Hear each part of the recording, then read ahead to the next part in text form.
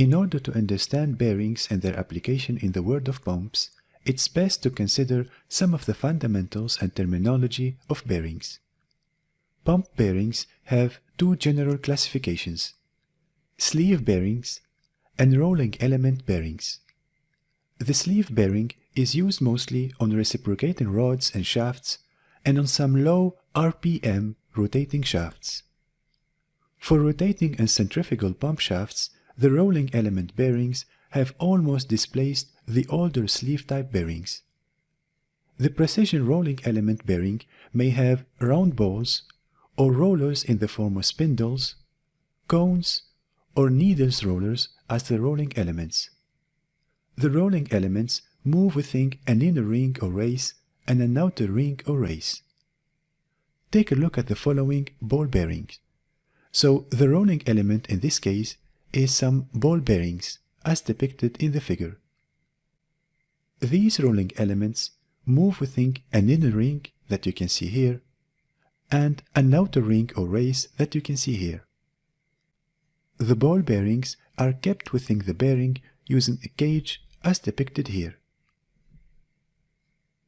And here you can see another example of an exploded view of a typical ball bearing, also called anti-friction bearing. Now let's see where these bearings are located in a centrifugal pump. The bearings are actually situated in these levels here, and with the cross-section of the pump you can easily identify them because you can see here the rolling elements or the ball elements. With centrifugal pumps, the outer race that you can see here in red is stationary and is seated into a bore in the bearing housing. And the inner ring that you can see here in green mounts onto, centers and rotates with the spinning shaft. This arrangement may be of course reversed in some special duty pumps. Now let's see a 3D animation of a pump in service just to reinforce the understanding. What you can see here is a cross-section of a typical centrifugal pump in service. So here you can see the suction side of the pump, the discharge side, the volute, the impeller, which is in our case here a closed impeller, the rotating shaft, and here you can see the ball bearings, also called anti-friction bearings. Now let's zoom in and take a close look at the bearings.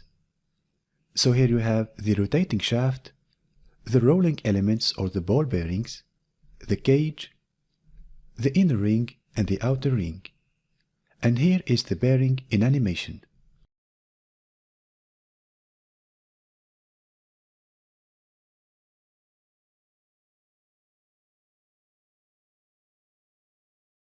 In the beginning of this video, I showed you some typical examples of ball bearings. Now let's go briefly through each one of them and see its main characteristics. We begin with the first type called Conrad Deep Groove. This is a single row bearing and it can handle moderate radial and axial loads from any direction. The second type is called Double Row Not Self-Aligning.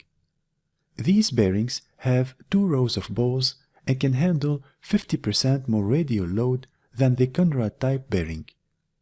Alignment for these bearings is very critical. Next we have the double row self-aligning bearing. These bearings have 2 rows of balls and they can handle some shaft misalignment. The axial or thrust loading is limited. Next we have the angular contact ball bearings. These are single row ball bearings capable of handling extreme axial loads in one single direction only. For this reason, in general, they are mounted in pairs to handle any opposite axial loads. Then we have the cylindrical roller bearings, which are bearings that are best suited to handle radial loads.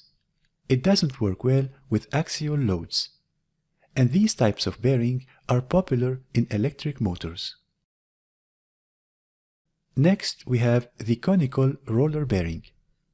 These bearings are good handling extreme axial loads in one single direction only.